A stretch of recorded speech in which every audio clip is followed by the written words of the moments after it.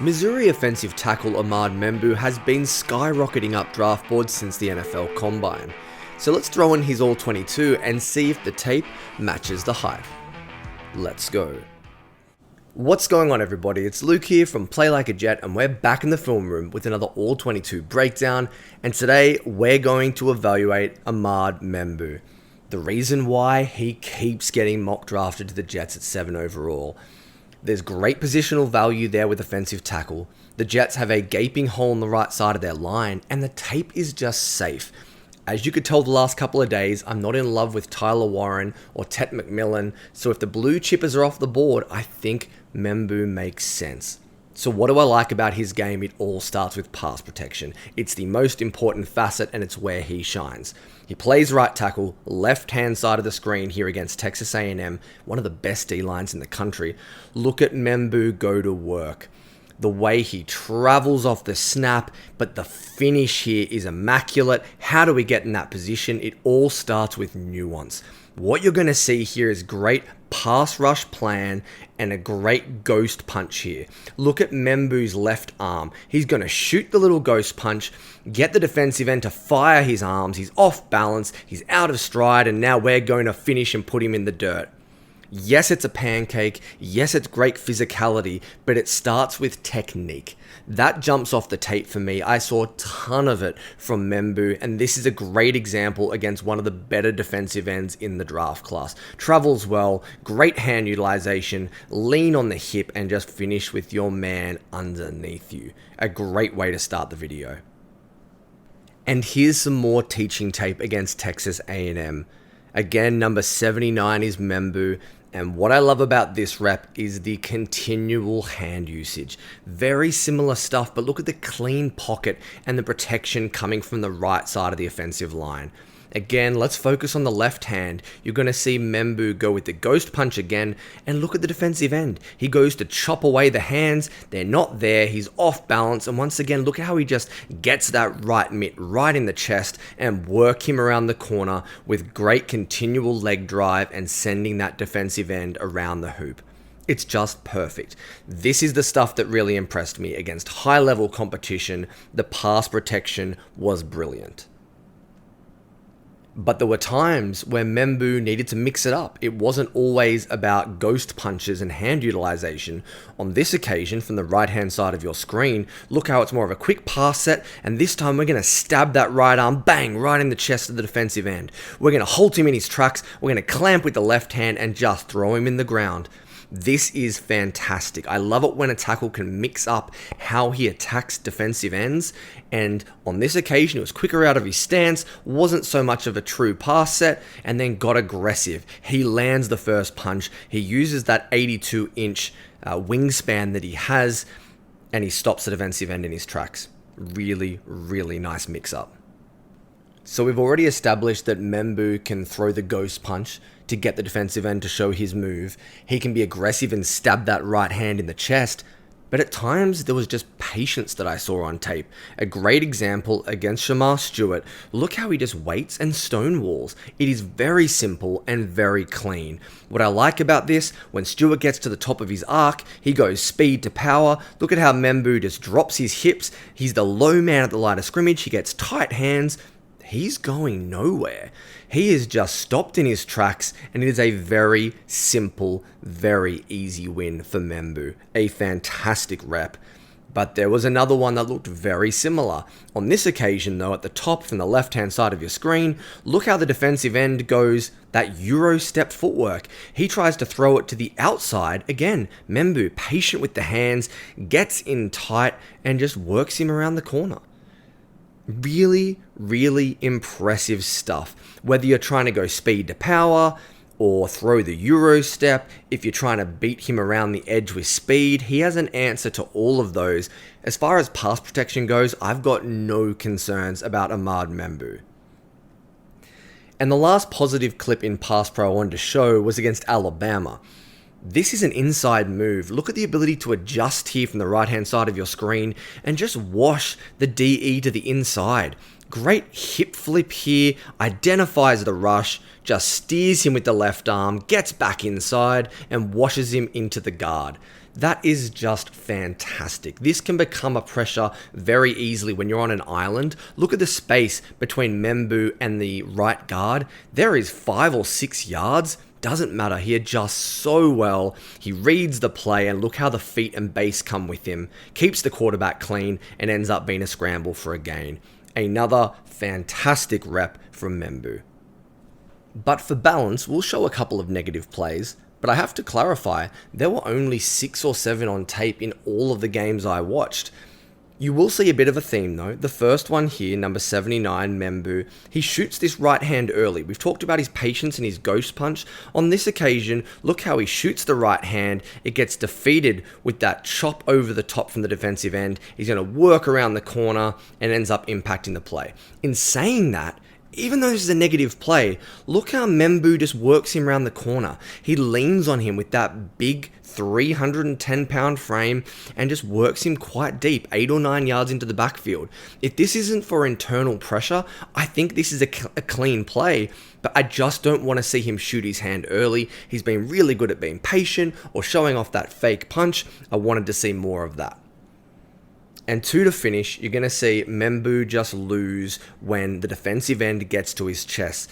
On this occasion, he gets the long inside stab. You're going to see Turner bang. He gets that right arm to the inside. Bit of a hump move like you saw from Reggie White. And that pocket just kind of collapses. And it's a loss for Membou. But these plays, as I said, were few and far between.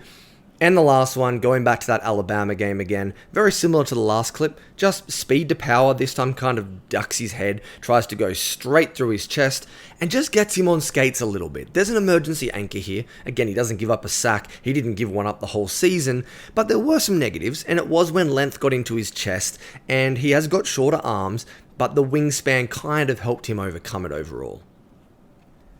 And now let's transition to looking at his run blocking, because this is where I saw more uneven tape from Membou. The biggest issue he had was getting out in front of his pads, getting off balance, and allowing his direct block to get to the running back and impact the play. Here's a tackle for loss. Membou gets his weight too far to the outside. He doesn't time up his block. He gets that left hand parachuting to the outside shoulder pad, and he loses to the inside C gap, and it's a tackle for loss. This would be fine if I didn't cut 10 or 11 of those across the first 5 games that I watched. Here's a second example, right hand side of your screen. Membou this time doesn't read the little bucket step from the offensive lineman. Look how he skips to the outside, the defensive lineman gets to the outside shoulder. Membou's off balance, he's out in front reaching in this position. That's not going to end well, and once again, the man he's accountable for blocking for has blown up the play. This is where he needs to play under control. He needs to be in front of his pads and just make sure that he ticks all of those boxes with his technique. The run blocking definitely was more uneven. And the second issue I identified was, even though he's a great athlete, and we saw that in the combine, he ran the 4.91, he looked great on the field, when he got to the second level, I just didn't love how he engaged his blocker and he maintained it. So off the snap here, I had couple of issues. Look how Membou, first of all, doesn't really get any displacement with that left hand. He's trying to account for this one technique. He doesn't move him. He causes trouble there. Then he climbs to the linebacker. He's late. He's off balance. And once again, his man makes the tackle.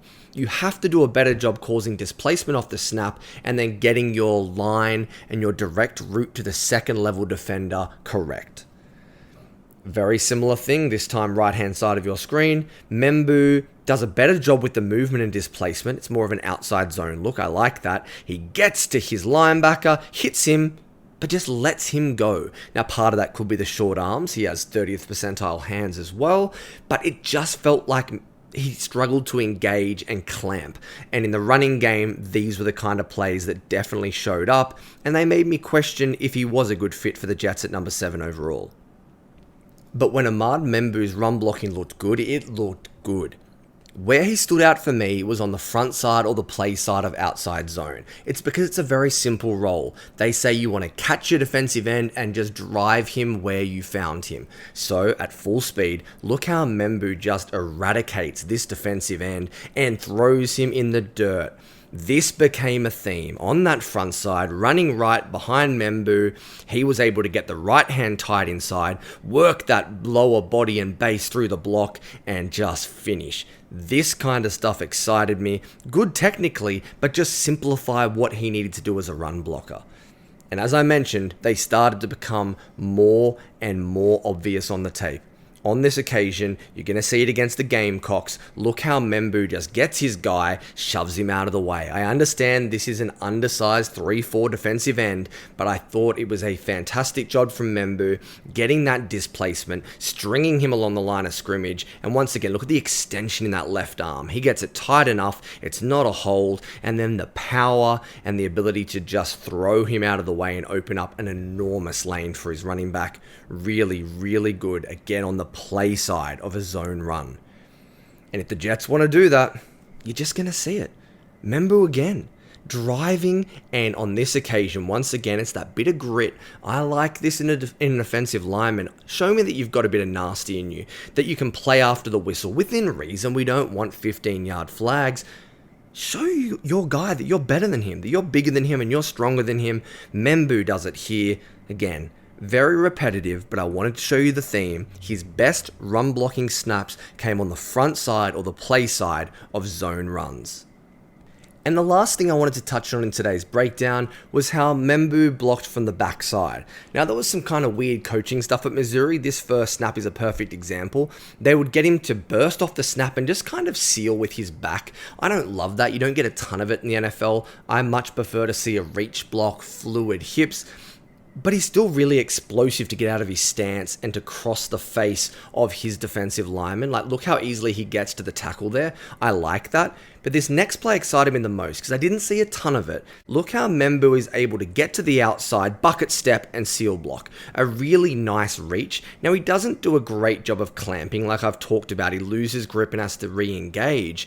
But I just think the fluidity in space and the ability to shoot his hips, turn, and seal is impressive for a guy his size. I finally saw that athleticism and ability to move through his core and that torque, and I loved that from Membou. Didn't see it a ton, but this play definitely gave me hope that he could do it more often. So guys, there's my evaluation of Armand Membou, and overall it's very positive, and I think he should be in play for the Jets. I've mentioned this a few times. I have a big top 4. It's Hunter, Ward, Graham, and Carter. If they aren't there, I think he provides the best value. Now, my only if or but is that the Jets will have spent 4 top 15 picks in offensive linemen in the last 6 years, but the value's there, the player is good, he is a safe pick for the New York Jets.